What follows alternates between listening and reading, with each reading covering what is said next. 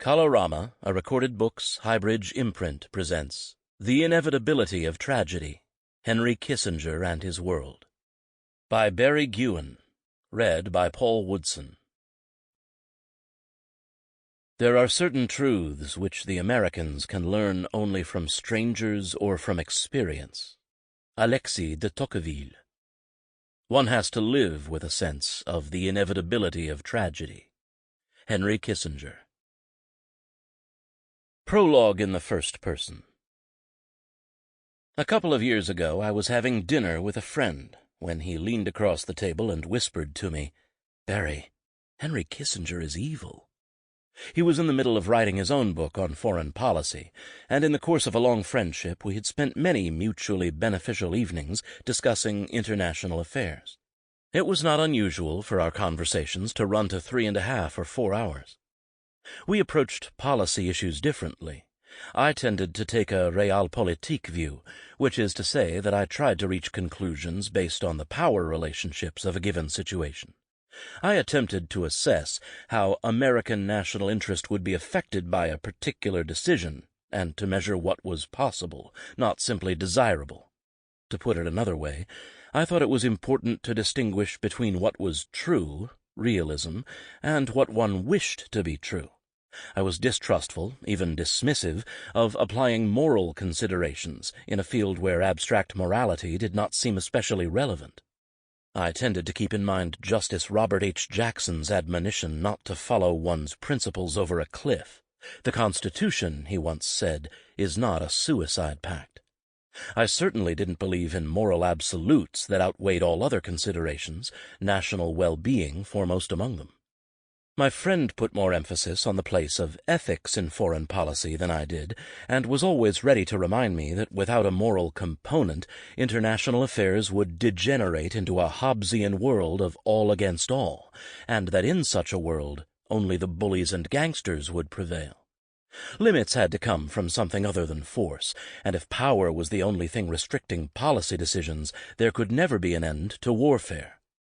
This was an especially dismal prospect, he pointed out, in a nuclear age. The point of a moral code was to put an internal brake on humankind's naturally aggressive tendencies, and the hope for peace was only possible if everyone agreed to behave according to universally accepted rules. I would reply that, without the authority of a transcendent power, that is, God, prescribing those rules and perhaps a belief in an afterlife where eternal punishment could be meted out to violators, no permanent agreement was possible, only temporary stopgaps devised by fallible human beings. And so we went round and round.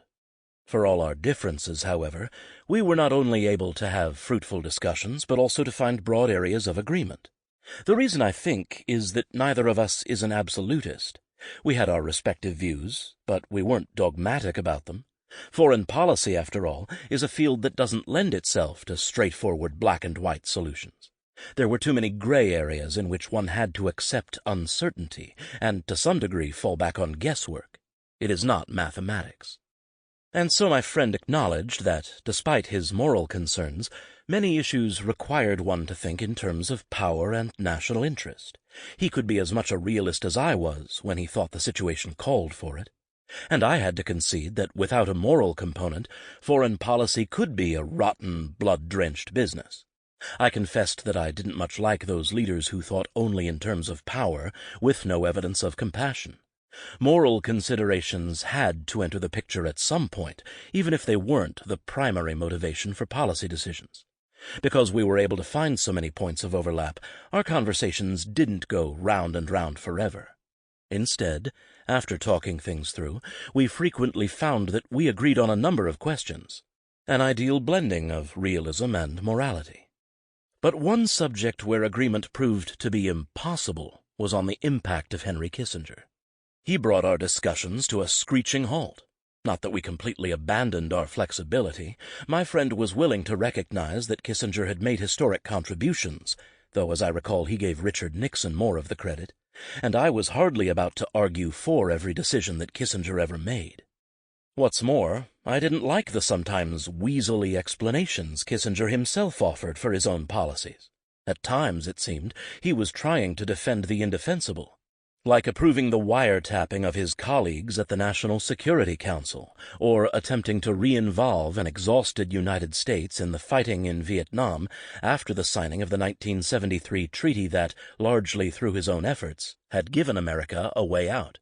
But insofar as my friend and I struggled to arrive at an overall assessment of the man's career, it was as if a line had been drawn in the sand. My friend was permanently stationed on one side, I on the other. Nothing that either of us could say would persuade the other to change his mind. In one sense, therefore, this book can be seen as an extension of our discussions from my point of view. But there is a larger and more urgent reason for this book. Kissinger has not held public office since 1977, but I believe his time has come round again, and today we dismiss or ignore him at our peril. He is more than a figure out of history. He is a philosopher of international relations who has much to teach us about how the modern world works, and often doesn't. His arguments for his brand of realism, thinking in terms of national interest and a balance of power, offer the possibility of rationality, coherence, and a necessary long-term perspective, at a time when all three of these qualities seem to be in short supply. Whatever else it did, the Cold War provided coherence of a kind. The United States was faced with an implacable enemy, armed with nuclear weapons, and an aggressive global ideology that compelled American policymakers to devise a basic strategy for their planning. For all the mistakes made at that time, George Kennan's policy of containment worked for more than 4 decades. The United States won the Cold War. For a brief moment, after the collapse of the Soviet Union, it seemed that a different kind of coherence was possible. America's role had become to foster the inevitable expansion of democracy around the world, sometimes by force. People with different cultures and different values would be grateful for Washington's interventions. They would greet our invading troops with flowers and candy. The United States was the indispensable nation destined to lead. With the many disappointments that have occurred in the Middle East and elsewhere, this mission has obviously failed. Yet nothing has been found to replace it. How should America define its place in the world? To be sure, there remain influential voices who believe democracy promotion must be the foundation of American foreign policy, despite the evident drawbacks. There are others who seek to replicate the readily understandable polarities of the Cold War by casting either Russia or China, and sometimes both, in the role of the Soviet Union, despite the fact that neither of those countries has a global ideology, and each is acting on the basis of what it perceives to be its national interest. And there are some, inspired by America's isolationist tradition, who wish to withdraw from any global commitments, despite the fact that 2 large oceans and weak or pliable neighbors no longer guarantee the kinds of protections they once did. Mainly, however, American foreign policy in the 21st century has bounced from crisis to crisis with uncertain aims and little or no long-range outlook. Henry Kissinger's philosophy of realism provides both. He specializes in the long range. In the 40 years since he left government service, Kissinger has devoted himself largely to 2 goals: burnishing his reputation and instructing the American people in the principles of realpolitik. The first of these has provoked intense controversy, with detractors and admirers lining up on either side, much like my friend and me across the dinner table. The second, while it has not been ignored, has hardly elicited the kind of thoughtful discussion it deserves. And the reason for this, I would say, is that Kissinger's thinking runs so counter to what Americans believe, or wish to believe. He challenges people to rethink their assumptions. Kissinger's lessons about history, power, and democracy can be discomfiting, even painful, for those who insist that freedom and democracy are the aspirations of people everywhere, or that America is some kind of moral beacon. To argue otherwise is to be, well, un-American. One recent example of the more congenial American view is Condoleezza Rice's Democracy, Stories from the Long Road to Freedom, published in 2017. Both she and Kissinger have held the positions of National Security Advisor and Secretary of State. Kissinger is the only person to have held the 2 positions simultaneously. Rice stands as a useful and enlightening foil to Kissinger. In Democracy, she argues that American values like liberty have universal appeal. She reports watching as people in Africa, Asia, and Latin America have insisted on freedom, and says there is no more thrilling moment than when people finally seize their rights and their liberty. The realist's idea of balancing power is not her goal. In this book on foreign policy, Henry Kissinger is not even an entry in her index. Rice's sentiments are in a tradition dating back to Woodrow Wilson and to a time when the United States first set foot on the world stage. But they also grow out of her personal experience as a black woman raised in the segregated South, and she presents her life story as testimony to the possibility of hope. That is, that progress in human affairs is a fact of life, that the arc of history always bends toward justice. Who could fail to be moved by her response to a skeptical colleague in 2004? My father couldn't register to vote in Birmingham in 1952, and now Colin Powell is Secretary of State, and I am National Security Advisor. People can learn to overcome prejudices and govern themselves in democratic institutions. Kissinger, too, learned from his personal experience, but the lessons he drew are much darker than Rice's. Indeed, they are diametrically opposed. As an eyewitness to the rise of the Nazis, to whom he lost many members of his family, he saw that democracy was not a universal desire, and that under certain circumstances it could lead to the worst tyranny imaginable. Sometimes when people seize their rights, they do so in order to deprive other people of their rights. Whereas Rice understands human history as moving in a forward direction with transcendent meaning, for Kissinger history is more like one damned thing after another, unpredictable and uncontrollable. The basis of foreign policy has to be a pursuit of the national interest, because in an uncertain world, that is the anchor of stability. When correctly conceived, it contributes to rational relations among nations, giving them a shared foundation for working out their antagonisms. Everyone understands where everyone else is coming from. World order is an end in its own right, and those Americans who insist on trying to impose their democratic values on others are likely to be disruptors of peace, hegemonists by another name, or in Kissinger's language, crusaders. One can't expect too much in foreign affairs. The task for policymakers, in his view, is a modest, essentially negative one. Namely, not to steer the world along some preordained path to universal justice, but to pit power against power to rein in the assorted aggressions of human beings, and to try as best they can to avert disaster. This is a perspective shaped by pessimism and a dim view of humanity. Of course, Kissinger has hardly been alone in his pessimism. Other German Jews, with the Nazi example before their eyes, have paralleled his thinking, though not as many as one might imagine. The notion of progress in human affairs is very hard to resist. In particular, two writers as gloomy as Kissinger, Leo Strauss and Hannah Arendt, deserve special attention for the window they can provide into Kissinger's mind. And then there is Hans Morgenthau, who stands alone. It would be hard to overestimate the impact of Morgenthau's Realpolitik concepts on Kissinger. Nelson Rockefeller may have been the figure in public life whom Kissinger most admired, but there was no thinker who meant more to Kissinger than Morgenthau. They remained close even when they disagreed, as they did most vehemently over Vietnam. In 1983, 3 years after Morgenthau's death, the National Committee on American Foreign Policy gave its annual Hans Morgenthau Memorial Award to Henry Kissinger. The speaker of the evening, Arthur Schlesinger, Jr., reflected on what he saw as the similarities and differences between the two men, both of whom had been his friends. The theme of Schlesinger's talk was the relationship of the intellectual to authority, and he concluded that the country needed both the Kissingers and the Morgenthaus. One type willing to work inside government with all the necessary compromises such a role demanded, the other standing outside to preserve his integrity and speak truth to power.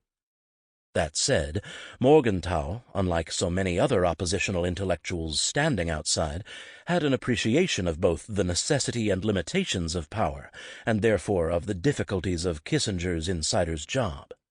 Truth didn't consist of retreating to one's library to work out the most desirable position one could come up with, and then sticking to it like a prophet sitting on a mountaintop. or a lemming racing toward the mountaintop's edge. For Morgenthau, it was a matter of starting with the situation at hand and adjusting one's ideas to the ever-changing facts on the ground, all for the sake of the national interest. Apparent contradictions or inconsistencies didn't bother him. Morgenthau was a realist down to his bones. For him it wasn't even a question of the best being the enemy of the good. The good was an enemy as well. In foreign policy, choices usually come down to the bad and the less bad.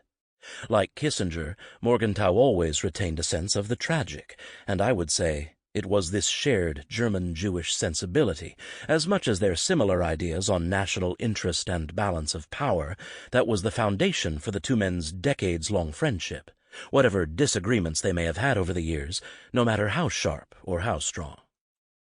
In contrast to so many Americans, Kissinger has lived without hope, without expectations, and certainly without confidence in either the workings of democracy or the inevitability of progress. Policy, he has argued, must start from that grim vantage point. This is not the most inspiring or heartwarming perspective, but is there anyone looking out at the world today who could say that his pessimism is not a more sensible foundation for foreign policy than Condoleezza Rice's reassuring optimism? That is why, given the current state of international relations, it is foolish, even dangerous, to ignore him. The lessons he has been trying to teach may not be to the liking of most people, but they are more important than ever before. Because this is a book about ideas, and for listeners who enjoy the interplay of ideas, it is less concerned with chronology than with intellectual problems and patterns of thought. And so it begins in medias res, as it were, with the American involvement in Chile in 1970, brought on by the prospect of the leftist Salvador José Allende winning the presidency. Allende had close ties to Fidel Castro, and Nixon and Kissinger were concerned that his election would lead to an unprecedented extension of Soviet power in the Western Hemisphere. The Chile crisis remains important because it is a classic example, perhaps the classic example, of the potential clash between other countries' free elections and American security, an agonizing problem that is never going to go away. A more recent and parallel example of this clash is the army coup against the democratically elected government of the Islamist Mohamed Morsi in Egypt. We can be sure that there will be more such examples in the future, and that liberal democratic pieties won't be of much help to policymakers struggling to make difficult decisions about how to assure America's security.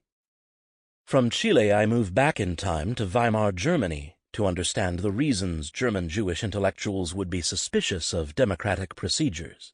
A key point of this chapter is to paint a picture of Adolf Hitler as a successful democratic politician, with all the miserable implications that this fact presents.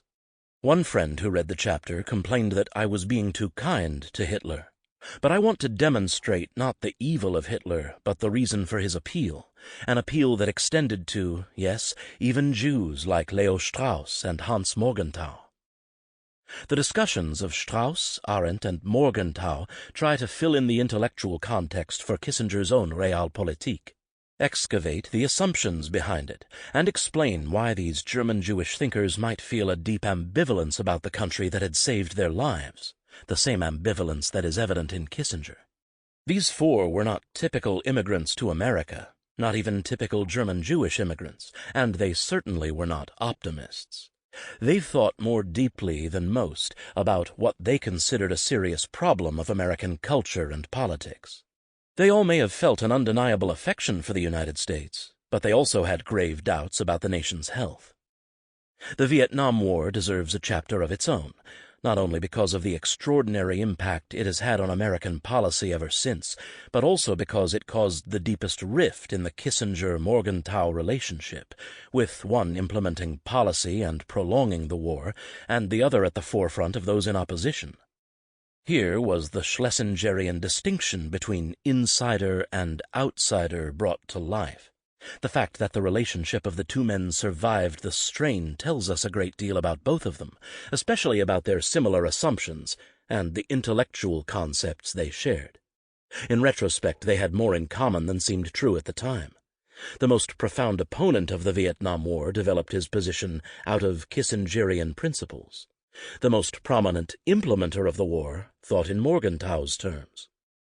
The final two chapters explore some broad themes of Kissinger's time in government and in the years after, and try to delineate the principles that underlie Kissinger's Realpolitik.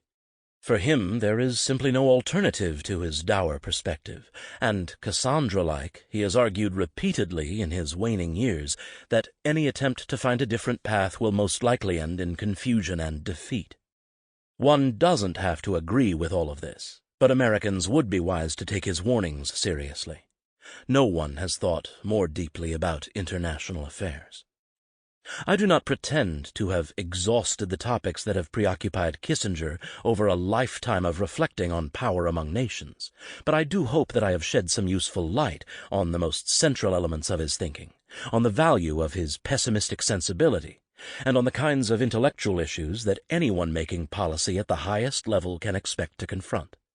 Though his many critics would deny it, Henry Kissinger's life and career have an enormous amount to offer us, but only if we know where and how to look, and only if we can get beyond the distractions of his sometimes charming, sometimes annoying, always remarkable personality.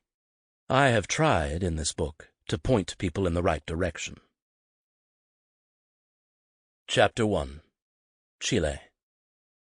I don't see why we have to stand by and watch a country go communist because of the irresponsibility of its own people. Henry Kissinger. Has any American public official ever uttered a more un-American statement? The time was 1970, and the occasion was the upcoming presidential election in Chile, where it appeared that the leftist Salvador José Allende stood a good chance of emerging as the victor. Kissinger's remark offends American sensibilities in so many ways that astonishment and revulsion almost overwhelm any impulse to analyze it. It violates the notion that the United States does not, or at least should not, interfere in the domestic affairs of another country, especially when that country has not attacked the United States and is not considered an immediate threat to American national security. It urges preemption, calling on Washington to take action to forestall an outcome that has not taken place and may never take place. Most of all, it is a profoundly undemocratic statement. No, it is more than that. It is an anti-democratic statement, signaling a willingness to prevent or overturn the result of an election that is universally recognized and free and fair for some other cause, no doubt a malevolent one. The people will not be permitted to be the masters of their own fates. Instead, they will be subjected to the dictates of an outside force. Call this the arrogance of imperialism, even the imposition of a kind of subjection to powerful multinational corporations. It is in any case an assault on everything America professes to believe in and to stand for in the world.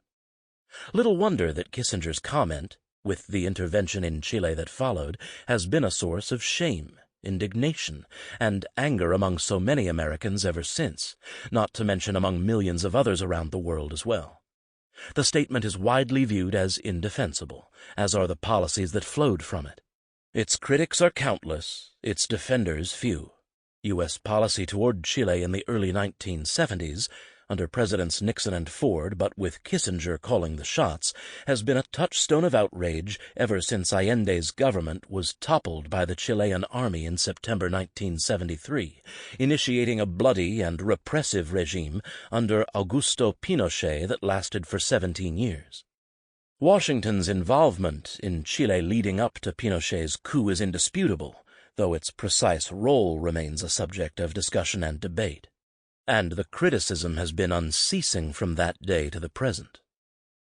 Peter Kornblue, an expert on Chile and the author and editor of the acclaimed The Pinochet File, a declassified dossier on atrocity and accountability, writes that, after so many years, Chile remains the ultimate case study of morality, or lack of it, in the making of U.S. foreign policy. Thomas Powers, another accomplished scholar, says, the CIA's role was pervasive, it violated the spirit of the American political tradition, and it was undertaken at Nixon's explicit order, for reasons which seem shallow, cursory, and offhand at best. Individuals in government have expressed similar sentiments. Richard Helms, who led the CIA in those years and was deeply involved in the plotting against Allende, wrote in his memoirs, "I still associate Chile with some of the most unpleasant aspects of my professional life."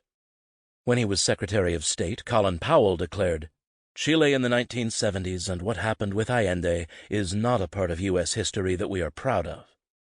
Contrite officials, though not Henry Kissinger, never Henry Kissinger, have been eager to shed as much light on the Chile affair as possible within the bounds of national security. And so Chile provoked the first public accounting the U.S. Congress ever held on American covert action, conducted by a committee headed by the Idaho Senator Frank Church, in effect America's very own Truth and Reconciliation Commission. The Church Committee's famous 1975 report, Covert Action in Chile, 1963 to 1973, led, in Kornbluh's words, to a widespread movement to return U.S. foreign policy to the moral precepts of American society. When, under President Bill Clinton, the State Department announced the release of 16,000 newly declassified documents concerning Chile, it did so with a press statement that was extraordinary for its tone of apology and regret. One goal of the project, the statement said, is to put original documents before the public so that it may judge for itself the extent to which U.S. actions undercut the course of democracy and human rights in Chile. Actions approved by the U.S. government during this period aggravated political polarization and affected Chile's long tradition of democratic elections and respect for the constitutional order and the rule of law. This statement is a total repudiation of the policy of an earlier administration by a later one. The State Department went on to offer what in effect constituted a public apology to the Chilean people, a conciliatory plea that, despite any American wickedness in the past, the two countries should try to be friends in the future. The Chilean people deserve our praise and respect for courageously reclaiming their proud history as one of the world's oldest democracies. Healing the painful wounds of the past, Chileans from across the political spectrum have rededicated themselves to rebuilding representative institutions and the rule of law. The United States will continue to work closely with the people of Chile, as their friend and partner, to strengthen the cause of democracy in Latin America and around the world. Because he is widely seen as the mastermind behind the intervention, Kissinger has come in for particular opprobrium. He is branded a war criminal, and in the movement to indict him in an international court, or some national court, Chile stands at or near the top of the list of his misdeeds.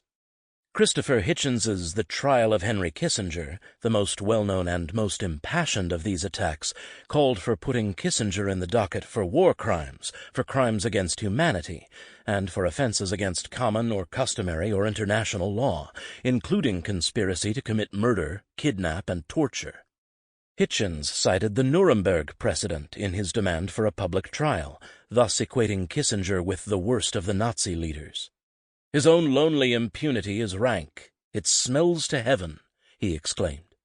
As with so many others, what aroused Hitchens's indignation, what branded Kissinger a war criminal, was the idea that the United States would be encouraging a coup against a democratically elected government. That is the unthinkable. It is what stirs Hitchens to the heights of rhetorical indignation, and also the undeniable.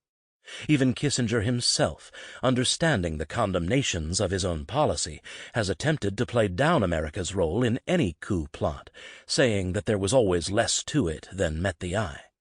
But of course, that's what he would say, given how bad the idea looks in the clear light of day, even without all the embarrassing mix-ups and mistakes. Still, the Chile episode has to be seen in terms more complicated than white hats and black hats. It remains an important and never-ending touchstone of debate, because it represents with the utmost clarity the possible conflict that can exist between the promotion of democracy and the demands of national security, surely one of the most unnerving, most painful tensions in the conduct of foreign policy. Many Americans would prefer not to see the tension. They want to believe that support for democracy everywhere in the world and on every occasion is always desirable, and therefore in the best interests of the United States. Democracy and morality are thought to march hand in hand, as Kornblue suggests. But there are many instances in... Sample complete. Ready to continue?